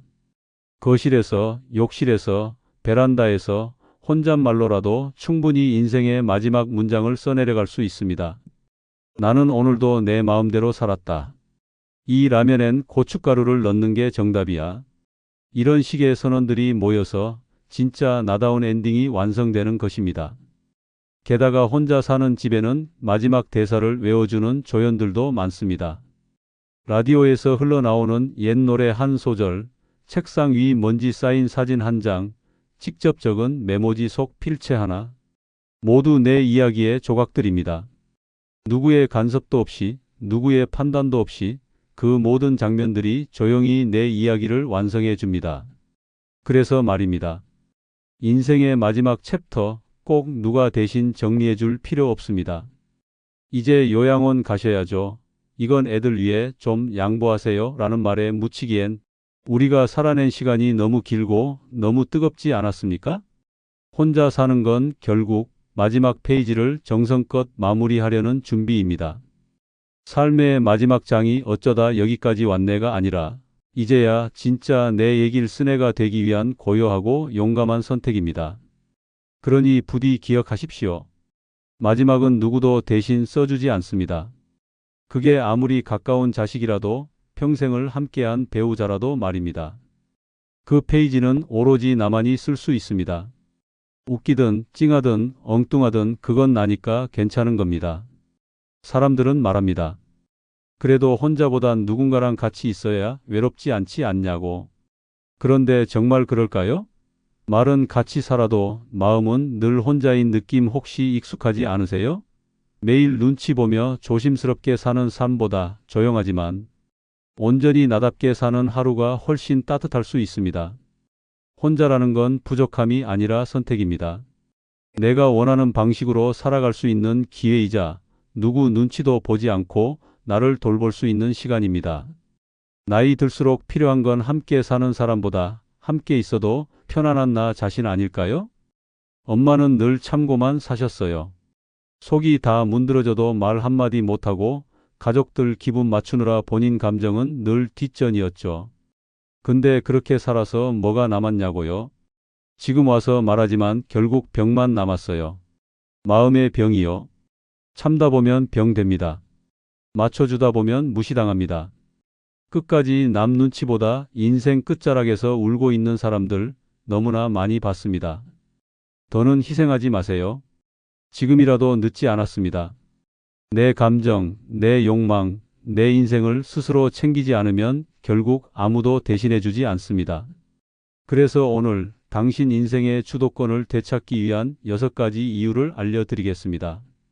꼭 영상을 끝까지 보시고 인생의 주도권을 가져오시기 바랍니다. 구독, 좋아요, 알림 설정 꾹 눌러주시기 바랍니다. 인생을 내 속편한 대로 살아야 하는 첫 번째 이유는 내 인생 망치는 사람은 결국 가장 가까운 사람이기 때문입니다. 가족이니까 믿었고, 친구니까 봐줬고, 남편이니까 참고 넘겼습니다. 하지만 그 결과가 뭔지 아십니까? 은퇴한 지 5년 만에 통장은 텅 비고 몸은 망가지고 마음엔 상처만 남았습니다. 겉으론 잘 지내는 척해도 속은 하루하루 부서지고 있었던 겁니다. 누구보다 가까운 그 사람들, 그들의 말 한마디, 태도 하나가 나를 얼마나 많이 갉아먹었는지 우리는 너무 늦게 깨닫습니다. 수원 장안구에 사는 박정혜 씨는 은퇴한 남편과 단둘이 살고 있습니다. 남편은 하루 종일 소파에 누워 리모컨만 누르고 밥 달라, 물 달라 잔소리만 퍼붓습니다. 아침마다 국이 짜다, 이 밥은 왜 이렇게 퍼졌냐며 말꼬리를 잡는 게 일상이 되었고, TV 보다가도 박 씨가 옆에서 말이라도 하면 조용히 좀 해, 피곤해 죽겠어 라는 말이 돌아옵니다. 박 씨는 처음엔 이해하려 했습니다. 은퇴 후 우울감일 수도 있고 나이 들어 짜증이 늘어났겠거니 했습니다. 그런데 그게 1년, 2년, 3년이 되자 박 씨는 말했습니다. 남편 얼굴만 봐도 숨이 막혀요. 화장실 문을 닫는 순간이 그나마 제 자유시간이에요. 결혼 40년 누구보다 헌신적으로 살았다고 자부했지만 돌아온 건 무시와 외면뿐이었습니다. 심지어 자식들마저 아버지 편을 들며 엄마가 좀 맞춰드려, 아버지 힘들어 하잖아 라는 말까지 했습니다. 그 말을 듣고 박 씨는 처음으로 도망치고 싶다는 생각이 들었다고 합니다. 내가 지금 감옥에 살고 있는 건가? 가족이 아니라 죄수들과 함께 있는 기분이야. 그렇게 병원을 찾았고 검사 결과는 우울증과 초기 고혈압이었습니다. 의사는 말했습니다. 스트레스가 너무 심하셨어요. 이 상태로 더 가면 큰 병 옵니다. 그날 이후 박 씨는 결심했습니다. 더는 당하고만 살지 않겠다. 남편의 말에 일일이 반응하지 않고 아침 식사도 자신이 먹고 싶은 걸로 바꿨습니다. 좋아하던 클래식 공연 예매도 했고 동네에서 열린 혼자 여행 동호회에도 가입했습니다. 처음엔 남편이 욕을 퍼붓고 자식들이 엄마 왜 그러냐며 걱정했지만 박 씨는 말했습니다. 내가 왜 그러냐고? 이제 내가 나한테 돌아가는 중이야. 놀라운 건 이렇게 조금씩 자신을 돌보기 시작하자 몸도 마음도 달라졌다는 겁니다. 불면증이 사라졌고 혈압도 내려갔습니다. 남편도 점점 태도가 달라졌습니다. 아내가 없으니 밥도 못 챙기고 병원도 혼자 못 가게 되자 스스로 미안하다는 말을 꺼냈다고 합니다. 박 씨는 말합니다. 그제서야 깨달았어요. 내가 참아서 이 가족이 유지된 게 아니라 내가 사라져서 모두가 편했던 거라고. 우리는 착하게 살아야 한다는 강박에 사로잡혀 자신을 내줍니다. 하지만 문제는 그 착함이 사람을 망친다는 데 있습니다.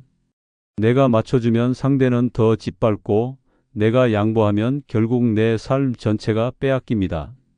사람은 본능적으로 쉬운 사람을 무시합니다. 그리고 그 쉬운 사람 자리에 우리가 들어갈 때 인생은 지옥이 됩니다. 그러니 착한 사람을 그만두세요. 가족도 친구도 배우자도 나를 함부로 대하는 순간부터 관계는 독입니다. 지금 당신 곁에 있는 그 사람, 그 말, 그 태도, 정말 나를 살게 하는지 아니면 나를 무너뜨리는지 냉정하게 보셔야 합니다. 그리고 단호하게 결심하세요. 더는 희생하지 않겠다고, 더는 참지 않겠다고, 내 인생의 주인 자리를 되찾겠다고. 그 결심 하나가 당신의 남은 생을 완전히 바꿉니다. 이제는 누구보다 소중한 사람으로 나 자신을 가장 먼저 대접해야 할 때입니다. 인생을 내 속편한 대로 살아야 하는 두 번째 이유는 착하게 산다고 절대 보상받지 않기 때문입니다. 우리는 어려서부터 참으면 복이 온다. 착한 사람이 결국 잘 된다는 말을 들으며 자라왔습니다. 그래서 말도 조심하고 화도 누르고 부탁받으면 거절도 못하고 살아왔습니다. 하지만 현실은 어땠습니까? 조용히 참고 견딘 사람은 병들었고 착하게 굴었던 사람은 무시당했습니다. 말없이 희생하면 고맙다는 말이라도 들을 줄 알았지만 돌아온 건 당연하다는 표정과 더 많은 요구뿐이었습니다. 서울 강서구에 사는 송은자 씨는 그런 착한 사람 중 하나였습니다. 젊어선 시부모 병수발, 중년엔 남편 사업자금 보태고 노년엔 자식들 부탁에 통장까지 털었습니다. 친구가 사정이 어렵다며 부탁하자 대출 보증까지 섰고 아들의 친구 등록금까지 몰래 대신 내준 적도 있었습니다. 그때마다 스스로를 이렇게 다독였습니다. 내가 해줄 수 있을 때 도와야지. 착하게 살면 언젠가 돌아오겠지.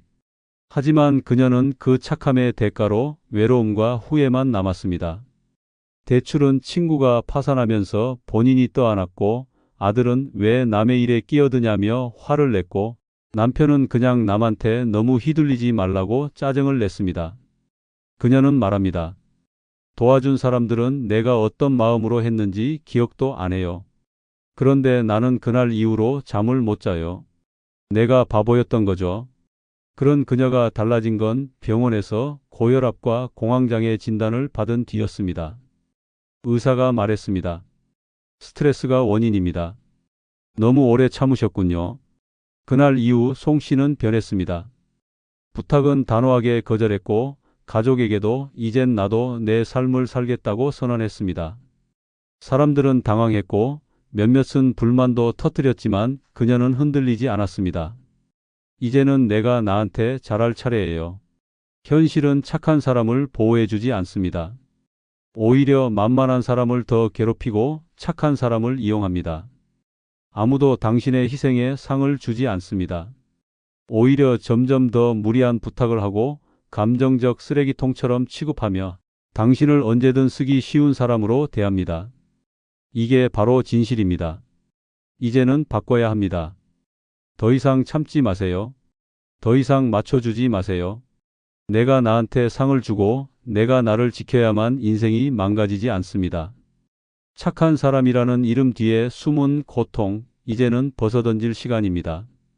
미움받을 용기보다 더 중요한 건 내 삶을 지키는 용기입니다. 그리고 그 용기는 이제 내 속편한 대로 살겠다는 한마디에서 시작됩니다. 인생을 내 속편한 대로 살아야 하는 세 번째 이유는 결국 아무도 내 고통을 대신 짊어지지 않기 때문입니다. 남들은 걱정하는 척, 안타까운 척 하지만 정작 내가 무너지면 돌아보는 사람은 없습니다. 자식도, 배우자도, 친구도 내 통증을 대신 겪어주지 않고 내 외로움을 껴안아주지 않습니다. 쓰러진 자리에서 다시 일어나는 건 언제나 나 혼자였습니다. 그러면서도 왜 우리는 끝까지 남 눈치를 보고 괜찮은 척하며 살아야 합니까? 결국 다들 제 살 길 찾기 바쁜 세상입니다. 그런 세상에서 나만 희생하고 버티는 건 어리석은 짓입니다. 인천 계양구에 사는 유금자 씨는 3년 전 허리 디스크 수술을 받았습니다. 남편은 그때도 일손을 돕지 않았고 자식들은 엄마, 그냥 병원에 있으세요. 저희도 바빠요라는 말만 반복했습니다. 병원 침대에 누운 채 혼자 링거를 맞고 혼자 밥을 먹으며 유 씨는 깨달았습니다. 이 사람들은 내 고통에 관심이 없구나. 말은 합니다. 엄마 힘내세요. 다 괜찮아질 거예요. 하지만 정작 병원비, 간병, 회복까지 혼자 감당해야 했던 건 유금자 씨였습니다. 한 달 동안 병원에 있었지만 자식은 딱 한 번 얼굴을 비췄고 남편은 입원 당일에만 나타났습니다. 퇴원 후 유 씨는 마치 범죄자처럼 살았습니다. 집안일도 다 하지 못하면서 눈치를 받고 약 타러 간다고 말하면 아직도 병원 다니냐며 짜증을 내는 남편 앞에서 입을 다물었습니다. 그러다 결국 다시 허리가 터졌습니다. 병원에서는 재수술을 권했습니다. 과로와 스트레스가 회복을 방해하고 있습니다. 집에서 충분한 보호가 안 되셨죠? 의사가 그렇게 말했을 때 유 씨는 울음을 터뜨렸습니다. 아니, 오히려 웃었다고 합니다. 보호요? 보호는커녕 내가 그 집에서 하녀였어요. 이후 유 씨는 병원에서 회복 기간을 핑계 삼아 요양병원으로 옮겼고 처음으로 3개월간 자신만의 시간을 가졌습니다. 그 시간 동안 친구와 통화도 하고 그림도 그리고 햇볕 아래 누워 음악도 들었습니다. 그제야 자신이 얼마나 지쳐 있었는지, 얼마나 외로웠는지를 알게 됐다고 말합니다. 내가 내 편이 아니면 아무도 내 편이 아니더라고요. 그래서 이제는 내 기분대로 삽니다. 남들 눈치 안 봐요. 나 아프면 쉬고 하기 싫은 건 안 해요. 죄책감도 이제는 내려놨어요. 우리는 살아가며 수많은 고통을 겪습니다. 몸이 아픈 고통, 마음이 지친 고통, 배신당한 고통, 버려지는 고통. 그런데 놀랍게도 그 어떤 고통도 남이 대신 살아주지 않습니다. 다들 위로는 해주지만 결국 그 아픔은 나 혼자 껴안고 이겨내야 합니다. 그런데도 왜 우리는 여전히 남을 먼저 생각하고 내 고통은 뒤로 미룹니까? 그렇게 미뤄진 고통은 언젠가 내 심장을 찌릅니다. 병이 되고 분노가 되고 결국 후회가 됩니다. 이제는 냉정해져야 합니다. 나를 진짜 아끼는 건 결국 나 하나뿐입니다. 내 마음을 이해하고 내 아픔에 눈물 흘려주는 유일한 존재도 나 자신입니다. 그러니 내 감정을 무시하지 마세요. 피곤하면 쉬고 슬프면 울고 아프면 병원 가야 합니다. 아무도 내 고통을 대신 짊어져 주지 않기 때문에 오직 나만이 나를 살릴 수 있습니다. 내 기분을 우선하고 내 건강을 지키고 내 감정을 보호해야 합니다. 그것이 인생에서 가장 중요한 책임입니다. 세상이 등을 돌려도 내가 나를 품어야 합니다. 그게 내 삶을 지키는 유일한 방법입니다. 남들이 뭐라고 하든 이제는 내 속 편한 대로 살아야 할 시간입니다. 그래야만 늦지 않게 나를 구할 수 있습니다. 그래야만 내 삶이 망가지기 전에 내가 나를 먼저 안아줄 수 있습니다. 인생을 내 속 편한 대로 살아야 하는 네 번째 이유는 늙어서까지 남 눈치 보다가 병들고 망가지는 사람이 너무 많기 때문입니다. 노년의 가장 흔한 병이 뭔지 아십니까?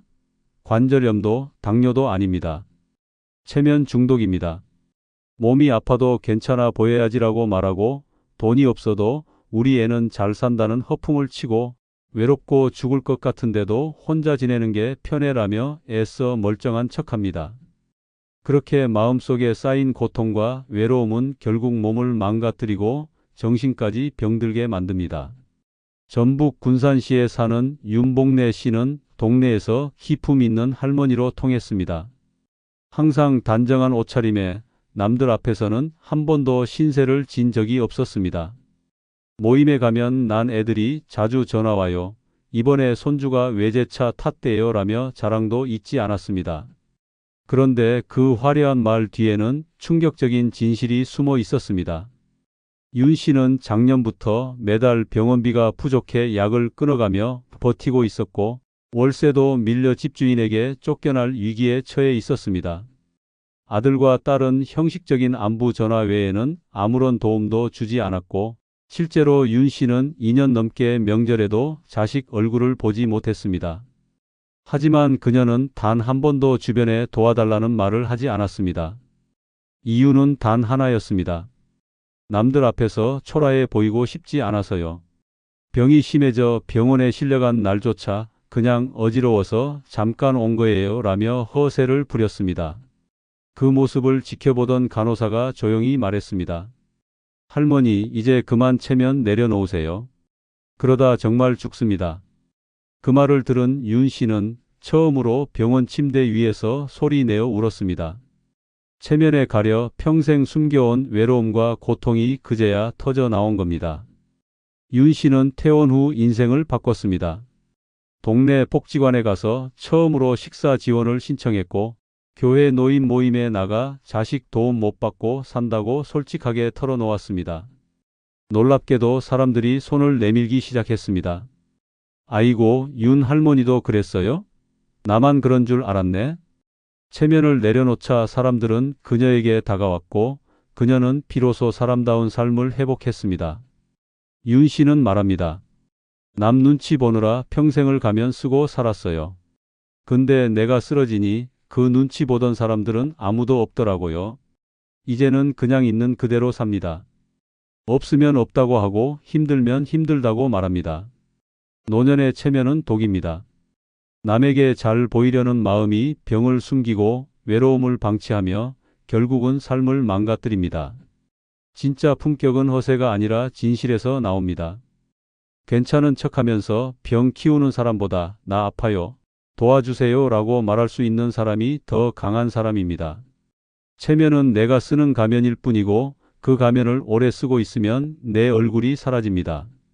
그래서 우리는 어느 날 문득 거울 속 자신을 보고 묻습니다. 도대체 내가 누구였지? 이제는 내려놓아야 합니다. 체면도 허세도 남의 시선도 모두. 내가 병들어도 남은 대신 아파주지 않습니다. 내가 굶어도 아무도 밥 떠먹여주지 않습니다. 결국 내 인생을 살리는 것도 무너뜨리는 것도 나 자신입니다. 그러니 늦기 전에 남 눈치보다 병들지 않기 위해서라도 내 속 편한 대로 살아야 합니다. 남들이 뭐라고 하든 그건 그 사람 인생입니다. 당신은 이제 당신 인생을 살아야 할 때입니다. 고개를 들고 가면을 벗고 있는 그대로의 나를 인정하는 순간부터 진짜 인생이 시작됩니다. 인생을 내 속 편한 대로 살아야 하는 5번째 이유는 아무리 잘해도 끝내 인정받지 못하는 순간이 반드시 오기 때문입니다. 우리가 착하게 살아온 이유는 단순합니다. 언젠가는 누군가가 나를 알아줄 거란 기대 때문입니다. 부모로서, 배우자로서, 자식으로서, 친구로서. 최선을 다해온 이유도 결국 사람이니까 고마워하겠지라는 믿음 때문이었습니다. 하지만 시간이 지나고 나면 충격적인 현실을 마주하게 됩니다. 고마워는커녕 그 수고를 기억조차 못한다는 겁니다. 광주 북구에 사는 김용자 씨는 35년간 치킨집을 운영하며 가족을 먹여 살렸습니다. 남편은 일찍 은퇴했고 자식 셋은 모두 대학까지 보냈습니다.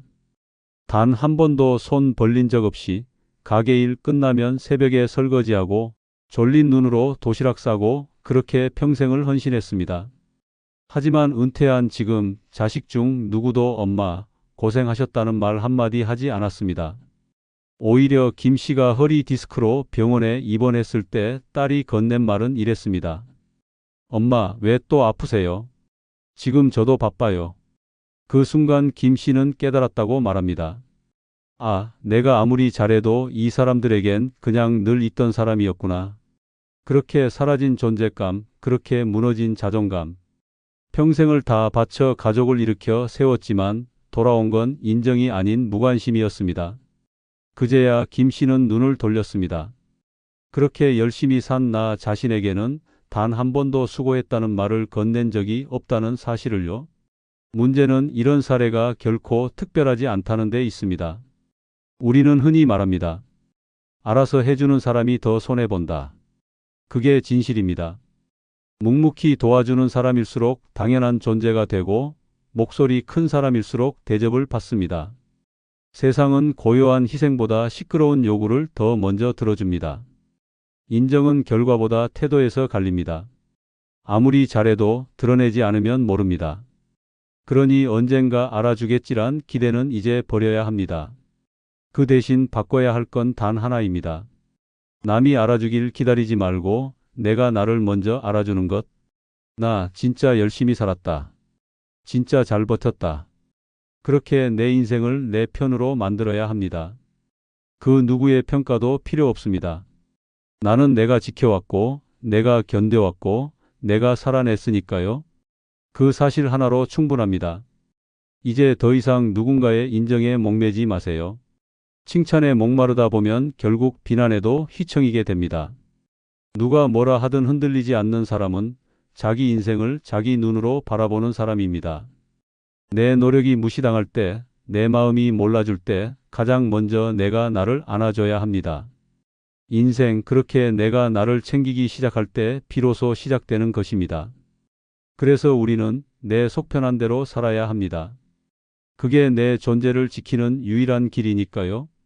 인생을 내 속편한 대로 살아야 하는 6번째 이유는 평생 남을 위해 살아도 결국 마지막 순간엔 혼자라는 사실을 마주하게 되기 때문입니다. 우리는 젊은 날 누구보다 열심히 살아왔습니다. 자식 키우느라 잠 못 자고 배우자 건강 챙기느라 병원에 들락날락 친정시댁 눈치 보며 그 많은 명절을 버텨냈습니다. 그런데 그렇게 온몸 다 바쳐 헌신해도 시간이 흐르면 놀랍도록 많은 사람들이 있습니다. 내 고생을 잊고 내 희생을 당연하게 여기고 내가 거기 있는 줄도 모른 채 살아갑니다.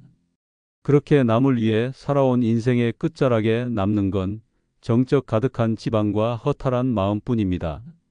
부산 동래구에 사는 조연숙 씨는 38년간 남편 뒷바라지를 해왔습니다. 결혼 후 시부모 병수발, 아이들 교육비 마련, 남편 사업 뒷정리까지 단 하루도 편하게 누워 잔 적이 없었다고 말합니다. 정작 본인은 치과도 못 가고 무릎이 아파도 파스를 붙인 채 움직였습니다. 그렇게 살아온 날이 어느덧 70세. 그런데 은퇴한 남편은 친구들이랑 여행 다니기에 바쁘고 자식들은 바쁘다며 전화 한 통 없는 날이 많아졌습니다. 손주들 생일엔 꼬박꼬박 선물 보내는데 정작 자신의 생일엔 문자 하나 없습니다. 그러던 어느 날 조연숙 씨는 허리디스크 재발로 병원에 실려갔습니다. 응급실 침대 위에서 혼자 누워 천장을 바라보다 문득 이런 생각이 들었다고 합니다. 내가 왜 이렇게까지 살아야 했지? 누구를 위해 이 고생을 했던 거지? 자식은 병원에 오지 않았고 남편은 집안일 무리해서 그런 거 아니냐며 한마디 던졌을 뿐이었습니다. 그날 밤 병원 창가에 서서 조 씨는 결심했습니다. 이제부터는 나를 위해 살겠다고. 그 누구도 챙기지 않는 내 삶, 이제는 내가 나를 챙기겠다고요. 조 씨는 퇴원 후 삶을 완전히 바꿨습니다. 매주 금요일 오후 2시는 조연숙 데이로 정했습니다. 동네 예쁜 찻집에서 책을 읽거나 가까운 미술관에 들렀다 집에 오는 그 시간이 요즘 가장 설렌다고 말합니다. 매달 적금처럼 쌓아두던 생활비 일부는 여행 경비로 돌렸고 작년엔 제주도로 혼자 3박 4일 여행도 다녀왔습니다. 주변 사람들은 이제 와서 뭘 그렇게 나댄다는 말도 했지만 그녀는 흔들리지 않았습니다. 이제야 내가 사람답게 사는 것 같아요. 누굴 위해서가 아니라 나를 위해서 하루를 쓴다는 게 이렇게 기쁜 일인 줄 몰랐어요. 이처럼 나이 들수록 중요한 건 체면도 평판도 아닙니다. 진짜 중요한 건 나와 잘 지내는 법을 아는 것입니다. 내 속이 편안한가? 내가 기분 좋은 하루를 살았는가? 내가 나를 배려했는가? 이 질문에 그렇다고 말할 수 있어야 남은 인생이 행복합니다. 사람은 결국 혼자입니다. 그 외로움을 두려워하면 평생 누군가에게 의존하며 살게 되고 내 삶은 점점 투명해집니다. 하지만 그 외로움을 받아들이면 오히려 자유가 시작됩니다. 밥도 혼자 먹고 영화도 혼자 보고 여행도 혼자 가는 그 순간 진짜 내 인생이 열립니다. 그동안 다른 사람을 위해서 충분히 살았습니다. 이젠 나를 위해 살아야 합니다. 이제 와서 너무 늦었다고요? 아닙니다. 내 삶의 주인은 언제나 나입니다. 그리고 지금이 바로 그 주인을 되찾을 시간입니다.